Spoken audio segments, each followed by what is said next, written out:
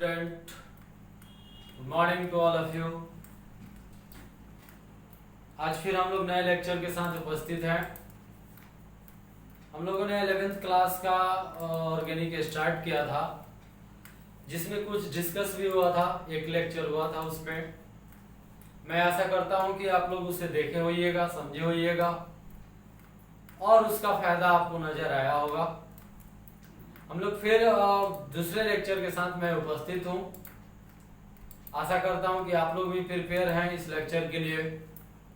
तो हम लोग स्टार्ट करते हैं फिर वहीं से जहां से छोड़ के हम लोग आगे बढ़े थे। लेकिन उस आगे बढ़ने से पहले मैं चाहता हूं कि जो भी हम लोग फर्स्ट लेक्चर में देखे हैं 11th के ऑर्गेनिक का, उसको थोड़ा सा एक बार हम लोग रिमाइंड कर ले, एक बार रिकैप कर ले उसको, ताकि जो भी हम लोग उसके आगे पढ़ें वह ज्यादा से ज्यादा बेटर तरीके से समझ में आए। ठीक है। तो हम लोगों ने देखा था कि वाइटल फोर्स थ्योरी क्या है इंट्रोडक्शन के अंदर। तो वाइटल फोर्स थ्योरी में यह बताया गया था कि जो भी ऑर्गेनिक कंपाउंड्स हैं वह नेचुरल सोर्स के द्वारा प्राप्त होता है और जीवित जीव से प्राप्त होता है। जैसे उसके एग्जाम्पल में मैंने आपको बताया था प्लांट, एनिमल्स एक्सेट्रा। फिर downfall of vital force theory हम लोगों ने देखा था कि वाइटल फोर्स थ्योरी जो है वह क्यों फेल्योर हो गया, क्यों उसको हटा दिया गया, क्यों इसको डिस्प्लेस्ड कर दिया गया। तो उसका रीजन ये था कि जो ऑर्गेनिक कंपाउंड है वह इनऑर्गेनिक के द्वारा भी बताया जा सकता है। जैसे फ्रेडरिक होलर साहब ने जो है वह एक इनऑर्गेनिक कंपाउंड से ऑर्गेनिक कंपाउंड बनाए जिसका नाम यूरिया है। तो यहाँ जो हमारे पास वाइटल फोर्स थ्योरी था वह क्या हो गया, ड्रॉबैक हो गया, वह वहां से हट गया। उसके बाद हम लोगों ने देखा था ऑब्जेक्टिव्स के अंदर हम लोगों ने देखा था कि स्ट्रक्चर क्या है ऑर्गेनिक कंपाउंड्स के। उसके बाद हम लोगों को देखना है नॉमेनक्लेचर, नेमिंग सिस्टम क्या है। उसके बाद आइसोमेरिज्म पे जाना है। देन लास्ट में रिएक्शन मैकेनिज्म भी देखना है। ठीक है। तो क्या हम लोग स्टार्ट करते हैं स्ट्रक्चरल फार्मूला हमने देख लिया था। अब हमें देखना है कंडेंस फार्मूला। अब कंडेंस फार्मूला क्या है ये हम लोग थोड़ा इस पे नजर डालेंगे कि कंडेंस फार्मूला क्या है। ठीक है। तो हम लोग देखते हैं कंडेंस फार्मूला।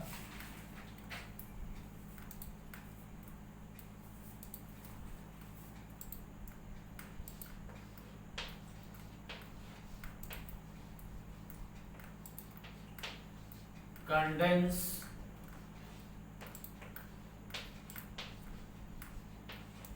फॉर्मूला।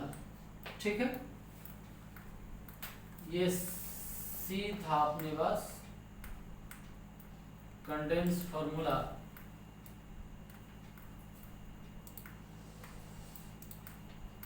क्या था अपने पास स्टूडेंट, कंडेंस फॉर्मूला।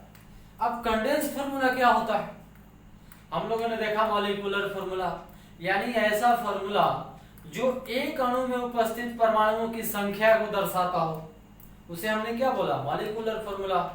फिर हमने देखा स्ट्रक्चरल फॉर्मूला, जो अणु में उपस्थित परमाणुओं के सजावट के बारे में बताता हो, उसे हमने क्या बोल रखा था, स्ट्रक्चरल फॉर्मूला, संरचना सूत्र।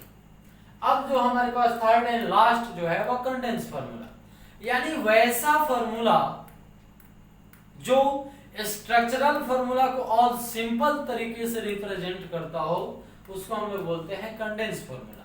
क्या बोलते हैं, कंडेंस फॉर्मूला। यानी इसको ऐसे हम लोग लिख भी सकते हैं, जैसे मान लीजिए अपने पास यह एक एग्जाम्पल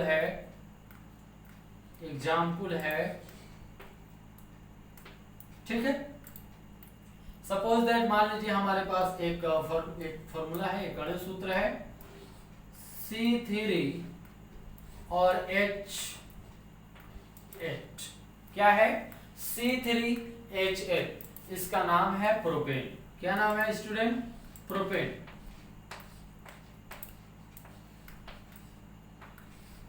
बिल्कुल इनिशियल से हमने स्टार्ट किया है। या कौन सा फॉर्मूला है, बोलिए। इसका नाम है मॉलिक्यूलर फॉर्मूला, मॉलिक्यूलर फॉर्मूला, जिसको शॉर्ट में हमने क्या बोला था, एम, क्या बोला था, एम। अब इसका अगर हम लोग निकालते हैं,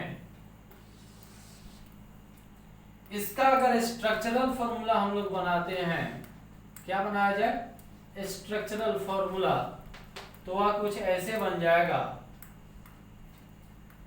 सी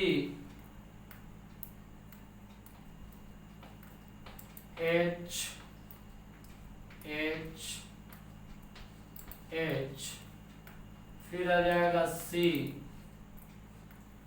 एच एच, और फिर आ जाएगा अपने पास सी एच एच और एच। ठीक है, कितने हाइड्रोजन एटम है यहाँ पे अपने पास, 8, और यहाँ भी कितने हाइड्रोजन है, 8, यानी H H H H H और H, टोटल कितने हाइड्रोजन एटम आ गए अपने पास, 8। देख पा रहे हैं आप लोग। तो देखिए, यह हो गया अपने पास मॉलिक्यूलर फॉर्मूला, और उससे मैंने क्या ड्रॉ कर लिया, स्ट्रक्चरल फॉर्मूला। इसका नाम क्या लिख दिया जाए, स्ट्रक्चरल फॉर्मूला, स्ट्रक्चरल फॉर्मूला।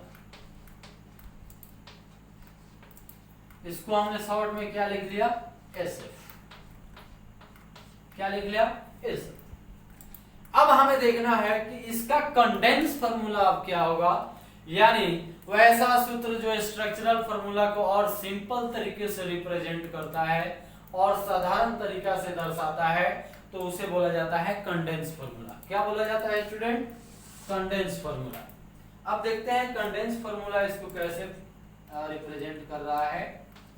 दिख रहा है यहां तक, यहां तक दिख रहा है, नहीं दिख रहा है, यहाँ ये लास्ट, मतलब दिख रहा है, लास्ट वहीं का, इधर नहीं। ठीक है, यहाँ पे ये हाइड्रोजन एटम है और मैं यहाँ पे फॉर्मूला लिखा हूं। अब हम लोग इसका ड्रॉ कर रहे हैं कंडेंस फॉर्मूला। तो एक और फॉर्मूला के द्वारा हम इसको ऐसे बता सकते हैं, CH3 CH2 और यहाँ पे आ जाए CH3, तो इसको बोलते हैं कंडेंस फॉर्मूला। क्या बोलते हैं, कंडेंस फॉर्मूला, जिसको बोला जाए CF। क्या बोल दिया जाए, C। यानी एक एग्जाम्पल के द्वारा हमने बता दिया मॉलिक्यूलर फॉर्मूला, स्ट्रक्चरल फॉर्मूला, और क्या आ गया अपने पास, कंडेंस फॉर्मूला। यानी अगर हमें डेफिनेशन देना है तो हम कैसे दे सकते हैं, यानी वैसा सूत्र, वैसा सूत्र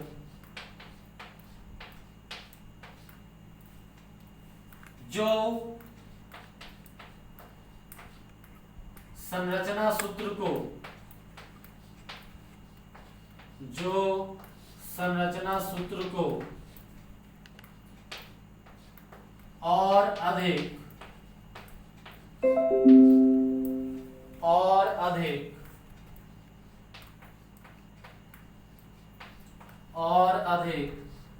साधारण तरीके से, साधारण तरीके से दर्शाता है,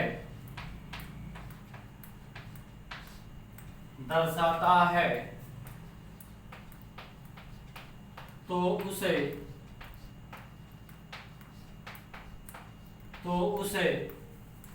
कंडेंस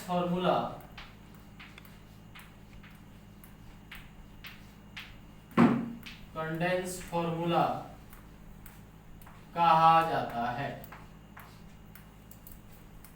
कहा जाता है। ठीक है, या इसका डेफिनेशन हम लोग बता सकते हैं, इसका डेफिनेशन इसे हम लिख सकते हैं। तो क्या है, एक एग्जांपल लीजिए और उससे हम मॉलिक्यूलर फॉर्मूला भी बता सकते हैं, स्ट्रक्चरल फॉर्मूला भी बता सकते हो, कंडेंस फॉर्मूला भी बता सकते हैं। जैसे में यह है अपने पास पहला एग्जांपल, यह है अपने पास पहला एग्जांपल, मैंने क्या पहला एग्जांपल में लिया है प्रोपेन, ठीक है, इसे राइट डाउन किया जाए,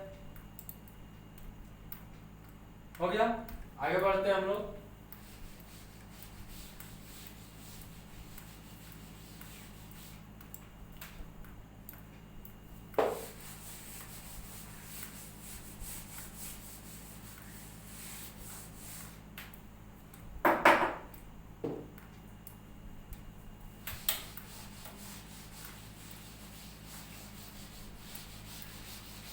एक और एग्जांपल हम लोग लेते हैं,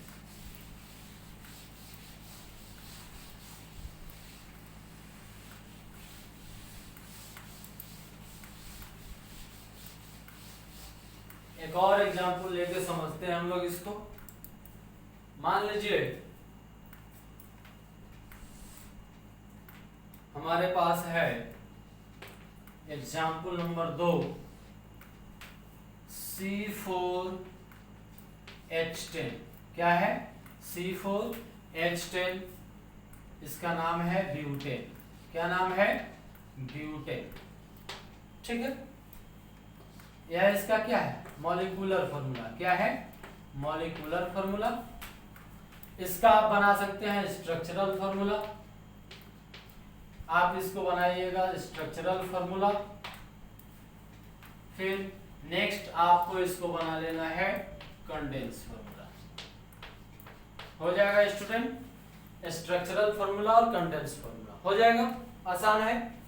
फिर आप तीसरा एग्जांपल में बना लीजिएगा, तीसरा एग्जांपल में आप बना लीजिएगा C5H12, इसका क्या है, यह पेंटेन, पेंटेन। फिर आप नंबर 4 में बना लीजिएगा C6H6, इसका नाम है बेंजीन, ठीक है, बन जाएगा, आसान है। अब यहां पे हम लोगों ने देखा structural representation of organic compounds, ठीक है। उसमें हम लोगों ने पहला देखा था लेविस स्ट्रक्चर, उसके बाद हम लोगों ने देखा था types of formula. Types of formula में पहला हमारे पास आया स्ट्रक्चरल मॉलिक्यूलर फार्मूला, सेकंड जो है वह हमारे पास आया स्ट्रक्चरल फार्मूला, और थर्ड में हमारे पास आया, थर्ड और लास्ट आया कंडेंस फार्मूला। अब हम लोग एक और इसमें चीज देखते हैं, बॉन्ड लाइन नोटेशन या bond line structure, bond line notation या bond line structure.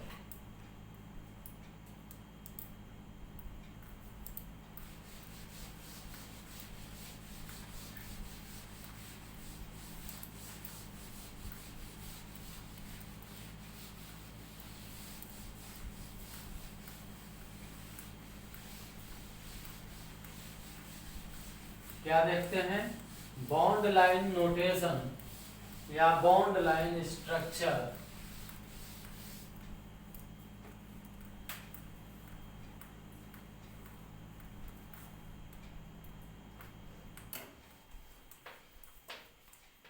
Bond line notation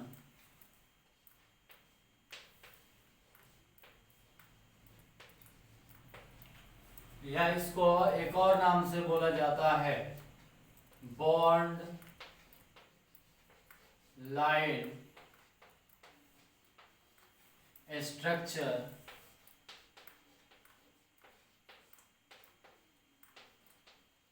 bond line notation या बॉन्ड लाइन स्ट्रक्चर, ठीक है। अब देखिए इसको समझते हैं, चाहे हमारे पास स्ट्रक्चरल फॉर्मूला हो, चाहे हमारे पास मॉलिक्यूलर फॉर्मूला हो, या चाहे हमारे पास कंडेंस फॉर्मूला हो, उन सारी चीजों को लाइन के द्वारा इंडिकेट कर देना लाइन के द्वारा दर्शा देना ही क्या कहलाता है हमारे पास, बॉन्ड लाइन नोटेशन। क्या कहलाता है, बॉन्ड लाइन नोटेशन या बॉन्ड लाइन स्ट्रक्चर। जैसे हम लोग देखते हैं, जैसे इसमें फर्स्ट हम लोग देखते हैं, एक एग्जांपल के द्वारा समझते हैं इसको कि बॉन्ड लाइन स्ट्रक्चर क्या है या बॉन्ड लाइन नोटेशन क्या है। ठीक है स्टूडेंट, बॉन्ड लाइन स्ट्रक्चर क्या है या बॉन्ड लाइन नोटेशन क्या है। अब मान लीजिए सपोज दैट, मान लीजिए हमारे पास है एन हेक्सेन। क्या है, एन हेक्सेन। एन हेक्सेन जिसको हम लोग बोलते हैं नॉर्मल हेक्सेन, नॉर्मल हेक्सेन। ठीक है, एन हेक्सेन एग्जाम्पल के तौर पे एन हेक्सेन या नॉर्मल हेक्सेन। अब इसको हमको दिखाना है कि हम इसे बॉन्ड लाइन नोटेशन के द्वारा कैसे बता सकते हैं या बॉन्ड लाइन स्ट्रक्चर के द्वारा हम इसे कैसे बता सकते हैं। ठीक है, तो मैं स्टार्ट करता हूं इसको कि कैसे बताएंगे हम लोग। सबसे पहले हम लोगों को लिखना है इसका मॉलिक्यूलर फॉर्मूला। क्या लिखा जाए, इसका मॉलिक्यूलर फॉर्मूला।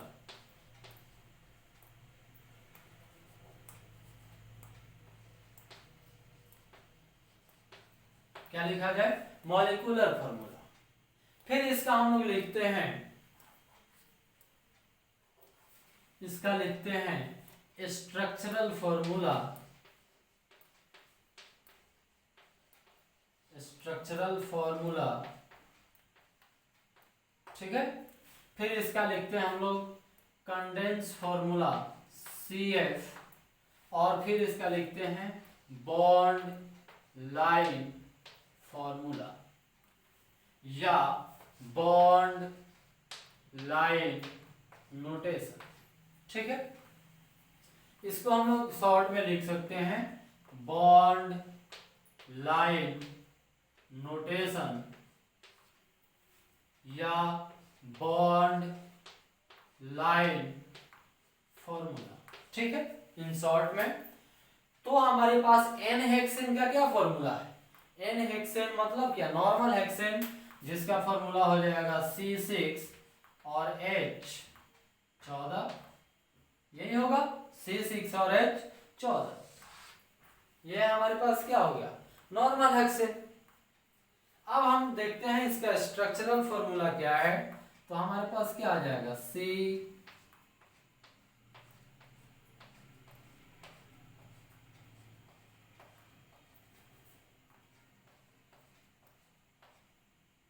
2 3 5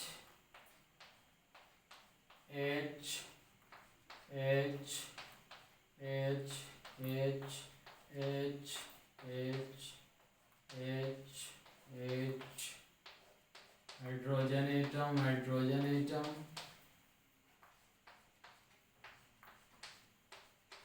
ये हमारे पास आ गया एन हेक्सेन का स्ट्रक्चरल फॉर्मूला। देख लेते हैं इसको।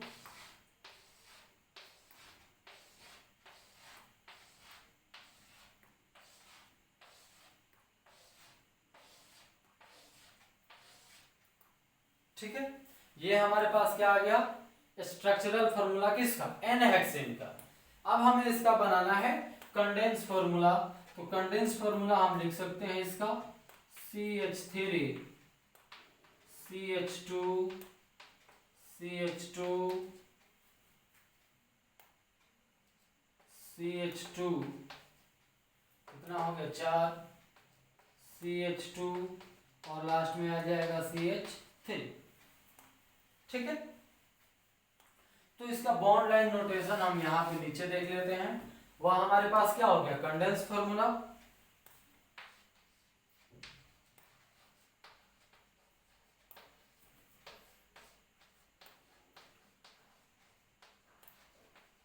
Condense formula. अब हमें इसका देखना है bond line bond line notation.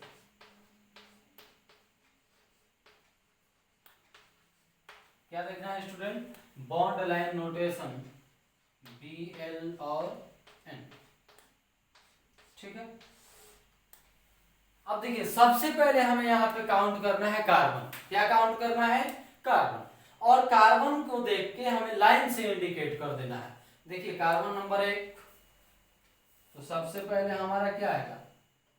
एक लाइन आ गया, फिर 2 से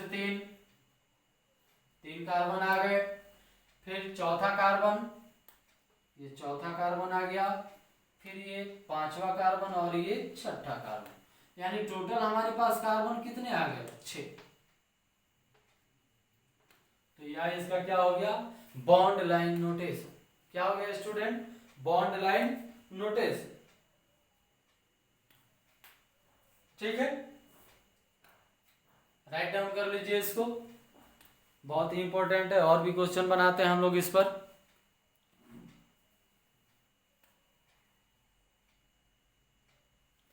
ठीक है, आगे बढ़ते हैं। एक और एग्जाम्पल लेके हमें समझते हैं।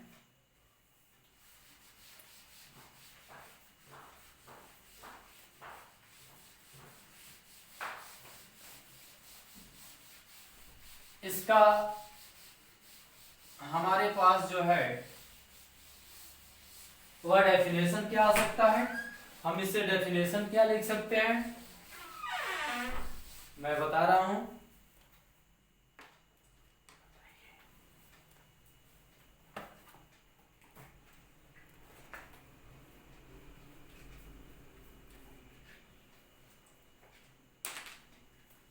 Any organic compound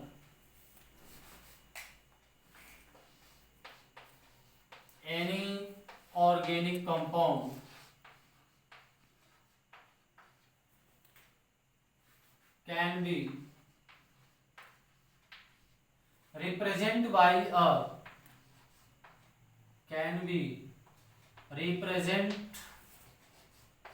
any organic compound can be represented by a line, then this structure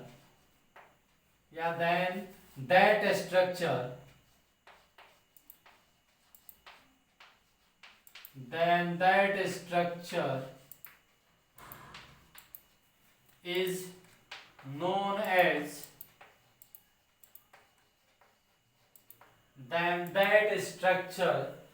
known as bond line structure. Bond line structure।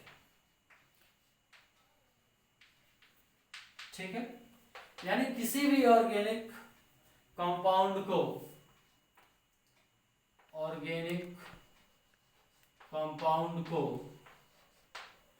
एक लाइन के द्वारा रिप्रेजेंट किया जा सकता है, एक लाइन के द्वारा बताया जा सकता है, जिसे हम लोग क्या बोलते हैं? Bond line structure. ठीक है, जैसे हम लोगों ने अभी देखा भी, मान लीजिए हमारे पास है एन हेक्सेन।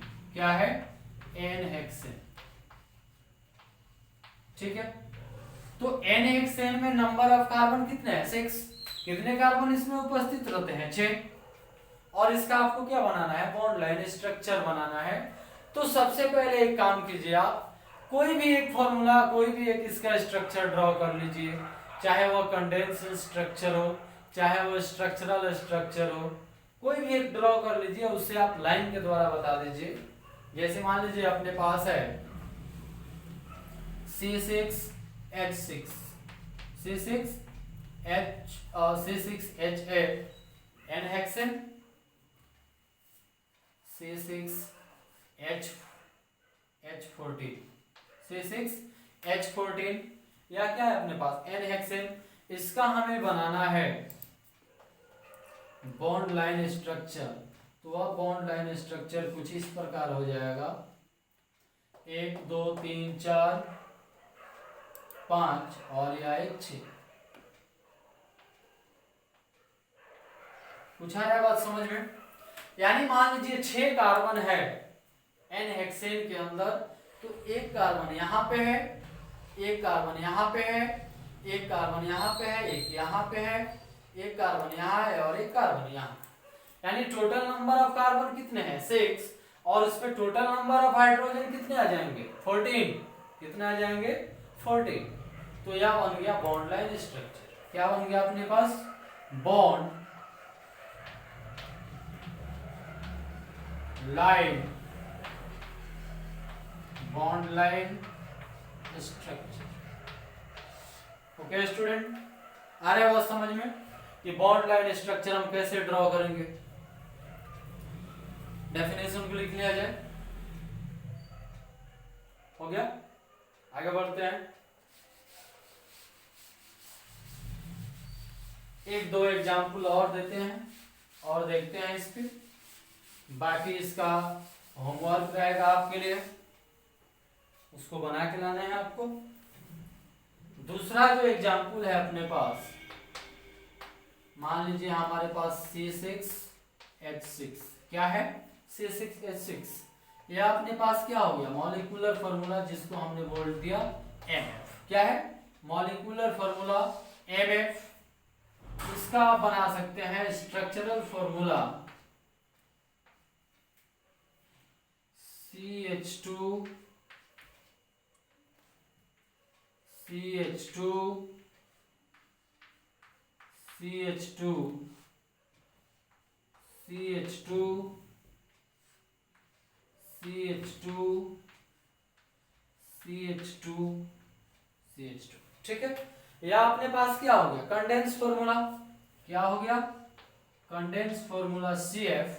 अब इसके द्वारा आपको बताना है इसका लाइन स्ट्रक्चर। क्या बताना है लाइन स्ट्रक्चर।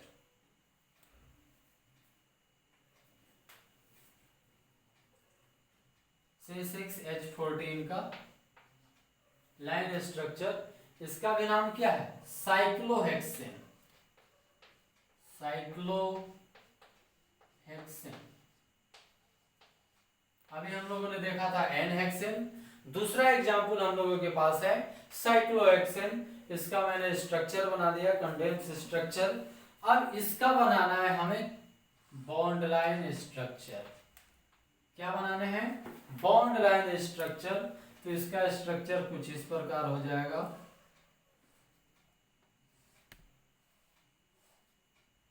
यहां पे कार्बन यहां है, यहां पे, ठीक है। एक और एग्जांपल देखते हैं हम लोग। ये है बॉन्ड लाइन स्ट्रक्चर, ठीक है। एक और इसका एग्जांपल देखते हैं हम लोग। एग्जांपल नंबर 3 जो है वह मान लीजिए हमारे पास है साइक्लोप्रोपेन। क्या है साइक्लोप्रोपेन, यानी CH2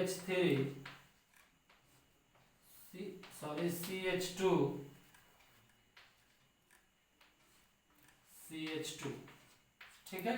इसका या क्या हो गया साइक्लोप्रोपेन का कंडेंस फॉर्मूला। कौन सा फॉर्मूला हो गया कंडेंस फॉर्मूला। इससे हमें बनाना है बॉन्ड लाइन स्ट्रक्चर। बन जाएगा, आसान है। तो होमवर्क के लिए मैं एक दो क्वेश्चन और आपको दे रहा हूं जो आपको बना के लाने हैं। कोई हार्ड नहीं है, आसान है।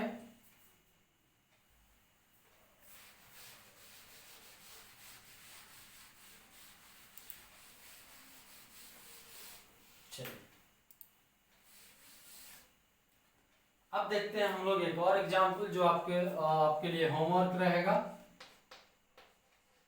HW के रूप में क्वेश्चन नंबर 1 है,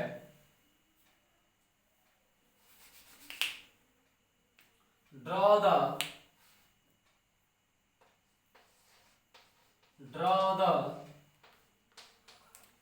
bond line structure. Draw the bond line structure of draw the bond line structure of following. Draw the bond line structure of following compounds.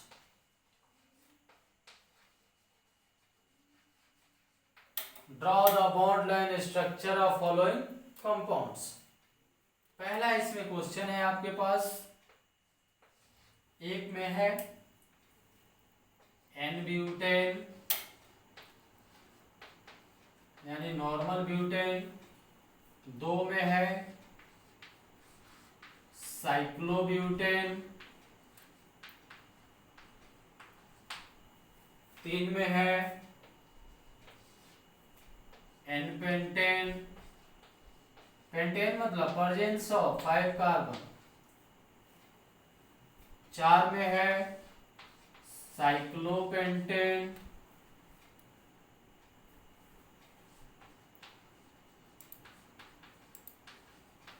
बन जाएगा। आसान है ये सब क्वेश्चन, इसको आपको बना के लाना है। चार में है, पांच में बेंजीन,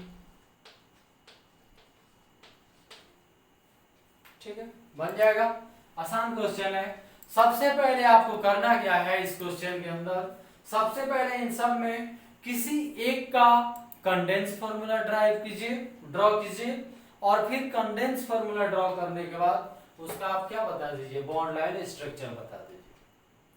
तो सबसे पहले आपको क्या करना है, चाहे वह मॉलिक्यूलर फार्मूला हो, चाहे वह स्ट्रक्चरल फार्मूला हो, चाहे वह कंडेंस फार्मूला हो, आप उसको क्या कर लो, सबसे पहले ड्रॉ कर लो और फिर उस ड्रॉ करने के बाद आप उसे बॉन्ड लाइन स्ट्रक्चर में कन्वर्ट कर सकते हो आसानी से, कोई मुश्किल नहीं होगा, ठीक है।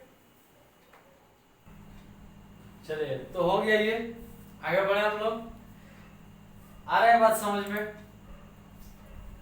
चलिए इस पे मैं कुछ क्वेश्चन दे रहा हूं,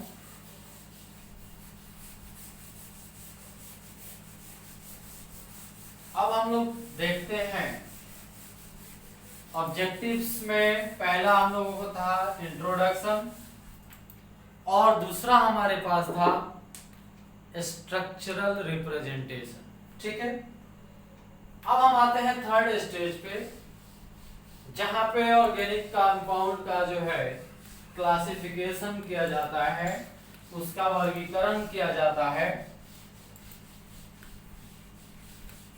अब हम उसका क्लासिफिकेशन देखेंगे।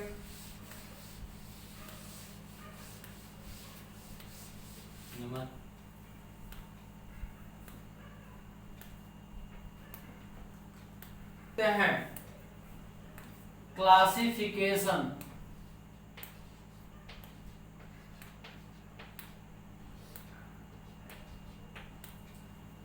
Classification of organic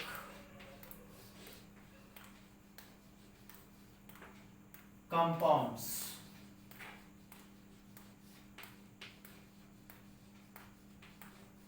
classification of organic compounds, organic compounds का वर्गीकरण यानी कार्बनिक यौगिकों का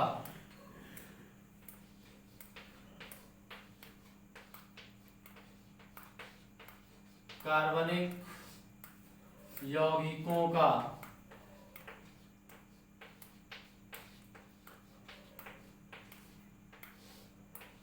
कार्बनिक यौगिकों का वर्गीकरण,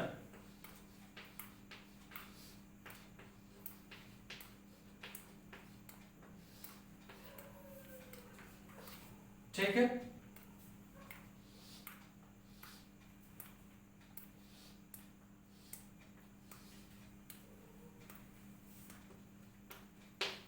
तो अब हम लोग देख रहे हैं classification of organic compounds. Classification of organic compounds में यानी जो ऑर्गेनिक कंपाउंड्स है उसके प्रॉपर्टी के आधार पे, उसके स्ट्रक्चर के आधार पे यह क्लासिफिकेशन किया गया है कि उसके एग्जाम्पल के साथ हम लोग समझने की कोशिश करेंगे। और इस क्लासिफिकेशन से क्वेश्चन आता है 11th में। 11th में तो कम ही आता है, लेकिन इसका ज्यादा यूज है हमारे 12th के ऑर्गेनिक केमिस्ट्री में। तो इसको भी हम लोग बढ़िया से देखेंगे, अच्छा से समझना है इसको। देखते हैं क्लासिफिकेशन ऑर्गेनिक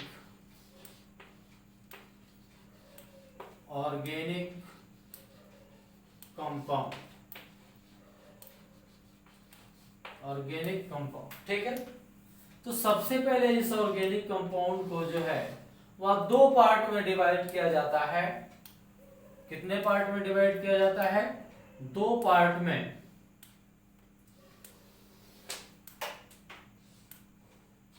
दो पार्ट में डिवाइड किया जाता है। पहला पोर्शन जो है वह है असाइक्लिक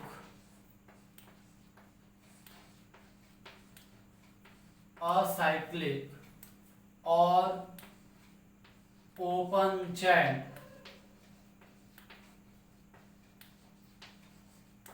असाइक्लिक और ओपन चैन, या इसको बोला जाता है एलिफैटिक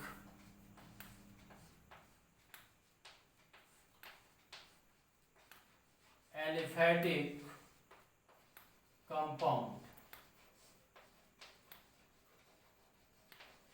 एलिफैटिक कंपाउंड। और दूसरा क्लास जो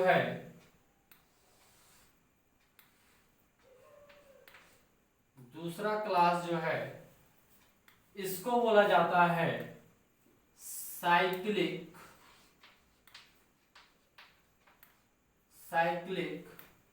और क्लोज्ड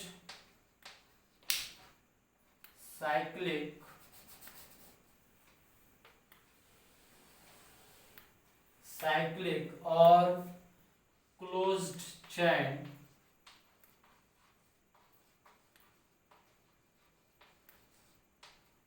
ठीक है। सबसे पहले कितने पार्ट में इसको डिवाइड किया गया? दो पार्ट में, ए साइक्लिक और ओपन चैन कंपाउंड, या इसको एक और नाम दिया जाता है एलिफैटिक कंपाउंड। ठीक है। फिर दूसरा क्लास जो है इसका वह है साइक्लिक और क्लोज चैन कंपाउंड। फिर अगेन जो है एलिफैटिक कंपाउंड को दो पार्ट में डिवाइड किया जाता है।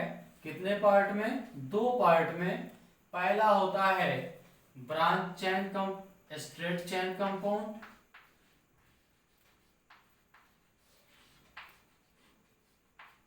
स्ट्रेट चैन कंपाउंड,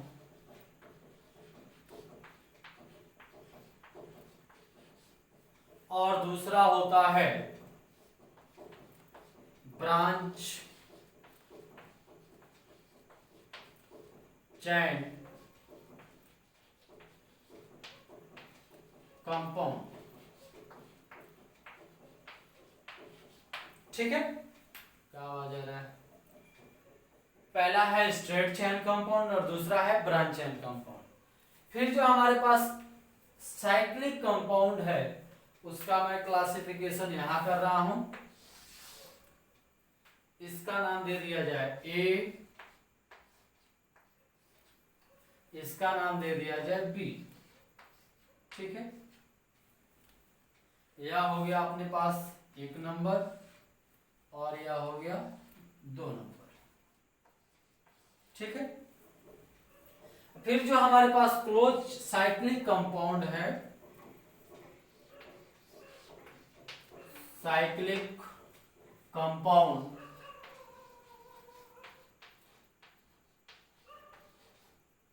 और क्लोज्ड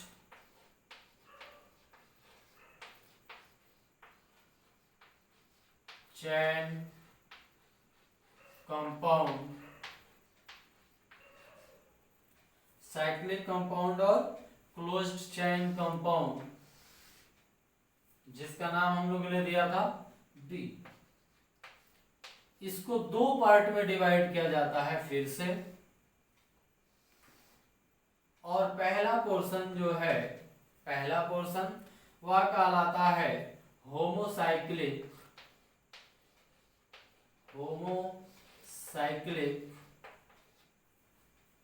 और दूसरा कहलाता है हेटेरोसाइक्लिक,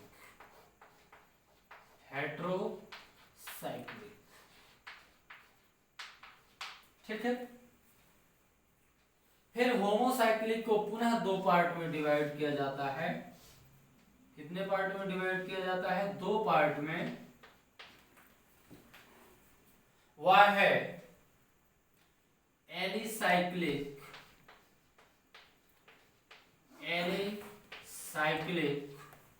और दूसरा है एरोमेटिक।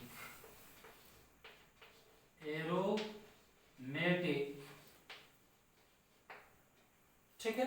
अब एरोमेटिक को अगेन दो पार्ट में डिवाइड किया जाता है। बेंजीनोइड दिखाई दे रहा है, यहां पे दिखाई दे रहा है, बेंजीनोइड, और second one is non benzenoid.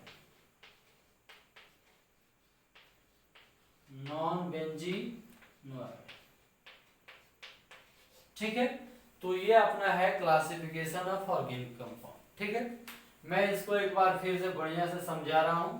देखा जाए, असाइक्लिक और ओपन चेन कंपाउंड, ठीक है, साइक्लिक और क्लोज चेन कंपाउंड। ठीक है, तो यह जो अपने पास असाइक्लिक है, इस हाइड्रोकार्बन के अंदर जो है वह किसी प्रकार का साइकिल नहीं पाया जाता है। यानी इसमें जो भी बात किया जाएगा वह चेन के बारे में बात किया जाएगा, चाहे वो ब्रांच चेन हो चाहे वह स्ट्रेट चेन। तो इसमें जो भी हाइड्रोकार्बन उपस्थित रहेंगे वह एक चेन के रूप में उपस्थित रहेंगे, वह एक क्रम के रूप में उपस्थित रहेंगे। लेकिन जस्ट लाइक दैट साइक्लिक और क्लोज्ड चेन कंपाउंड, इसमें जो भी हाइड्रोकार्बन्स रहेंगे हमारे पास वह एक साइकिल के रूप में उपस्थित रहेंगे, वह एक रिंग के रूप में उपस्थित रहेंगे। अब इसमें हमारे पास आ जाता है स्ट्रेट चेन, यानी इसमें जो भी हाइड्रोकार्बन जुड़ा रहेगा वह एक स्ट्रेट चेन के रूप में जुड़ा रहेगा। लेकिन इसके जो दूसरे पार्ट है ब्रांच चेन कंपाउंड, इसमें जो भी हाइड्रोकार्बन उपस्थित रहेगा वह एक ब्रांच के रूप में उपस्थित रहेगा, एक शाखा के रूप में उपस्थित रहेगा। अब हम बात करते हैं साइक्लिक या क्लोज चेन के रूप में, तो हमारे पास आता है होमोसाइक्लिक। क्या आता है? होमोसाइक्लिक। तो होमोसाइक्लिक जो है, इसमें ऐसे साइकिल आएंगे जिसमें केवल हाइड्रोजन और कार्बन ही उपस्थित हो, कोई दूसरा एटम इसमें उपस्थित नहीं रहेगा, या केवल और केवल कार्बन और हाइड्रोजन से मिलकर बना रहेगा, या ऐसा साइकिल रहेगा। लेकिन हेटेरोसाइक्लिक, यह एक ऐसा साइक्लिक कंपाउंड है जिसमें कार्बन और हाइड्रोजन के अलावा कुछ और भी एटम आ जाते हैं, जैसे ऑक्सीजन, नाइट्रोजन, सल्फर, मर्केप्टम इत्यादि उसमें आ जाते हैं। ठीक है।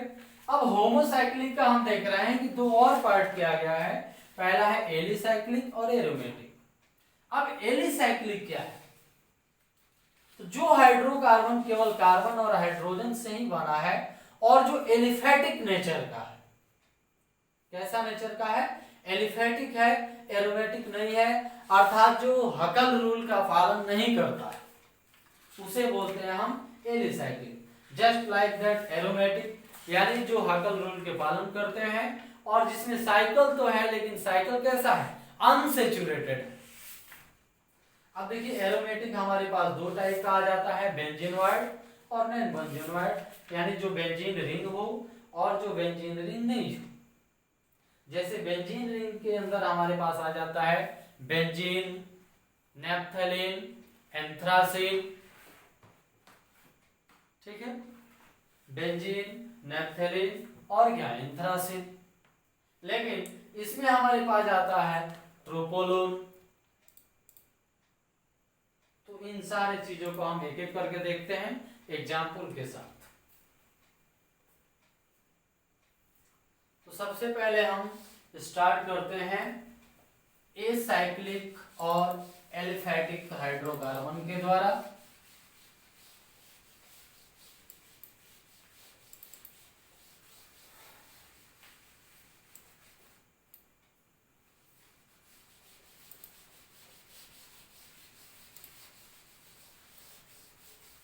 ठीक है, आगे बढ़ते हैं। एलिफैटिक कंपाउंड, ये में हम देखते हैं एलिफैटिक कंपाउंड।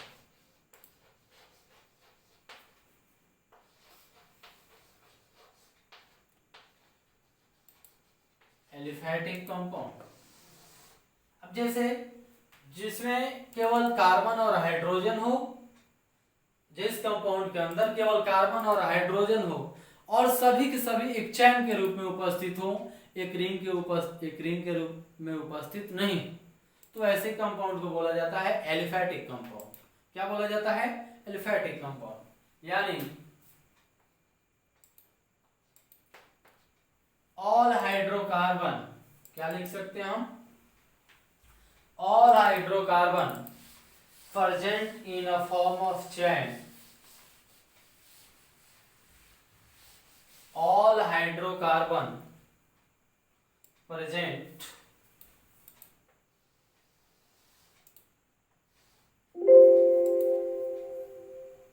इसका डेफिनेशन क्या लिख सकते हैं? all hydrocarbon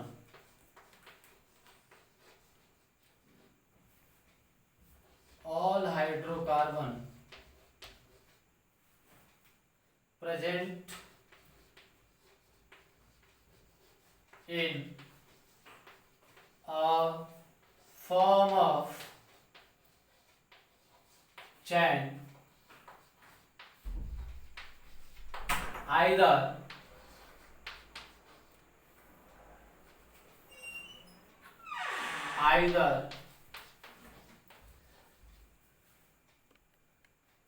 straight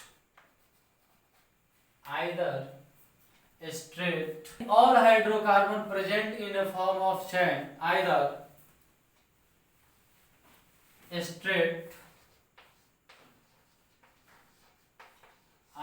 straight or chain branch।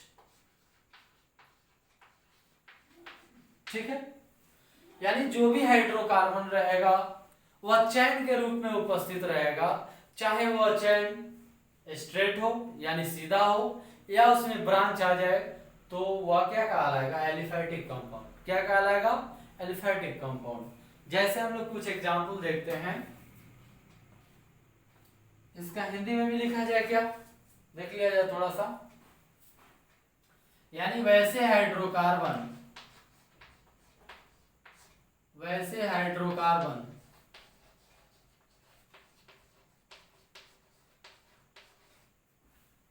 जो कि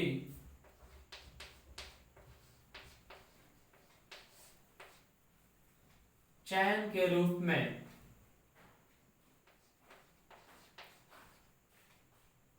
या ऐसे लिख सकते हैं, ऐसे हाइड्रोकार्बन जो चैन के रूप में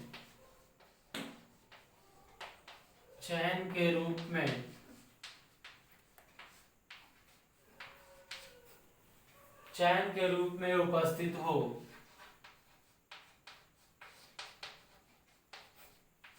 चैन के रूप में उपस्थित हो, चाहे वह एक सिद्ध हो, चाहे वह एक सिद्ध हो या साकित हो,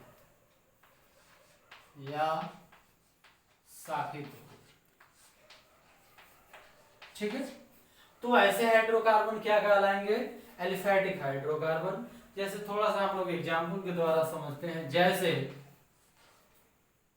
जैसे हमारे पास है CH3 CH2 CH2 CH3, इसका नाम क्या है? एन ब्यूटेन, यानी कि नॉर्मल ब्यूटेन। यानी सभी के सभी हाइड्रोकार्बन जो है एक चैन के रूप में तो है, लेकिन वो कैसे? एक सीध है, एक स्ट्रेट लाइन में जुड़े हुए हैं, तो इसको बोलते हैं एन ब्यूटेन। क्या बोला जाएगा स्टूडेंट? N butane. अब मान लीजिए सपोज दैट यह कुछ ऐसा हो जाए, CH3 और यहाँ पे आ जाए अपने पास CH3, तो इसको हम लोग क्या बोलते हैं, आइसोब्यूटेन। क्या बोलते हैं, आइसोब्यूटेन। अब देखिए इसमें ब्रांच आ गया, क्या आ गया ब्रांच, तो यह एक स्ट्रेट चेन का उदाहरण है और यह एक ब्रांच चेन का उदाहरण। लेकिन दोनों के दोनों कैसे, किसके एग्जाम्पल हैं, दोनों के दोनों क्या है, एलिफेटिक। क्या है स्टूडेंट, एलिफेटिक। तो आज के इस वीडियो को इतना ही पे स्टॉप किया जाए, टाइम हो चुका है। इस जो भी लेक्चर हो रहा है उसको आप अच्छे तरीके से पढ़िए, अपनी बुक को भी पढ़िए। जो मैं प्रॉब्लम यहाँ अरेंज कर रहा हूँ उसको आप बना के लाइए। अगर आपसे नहीं बन रहा है, आप उसमें एफर्ट लगा रहे हैं उस पर, तो कमेंट द्वारा आप हमें रिकमेंड कर सकते हैं, हम उसको नेक्स्ट लेक्चर में एक बार से फिर से डिस्कस कर देंगे। Thank you, best of luck.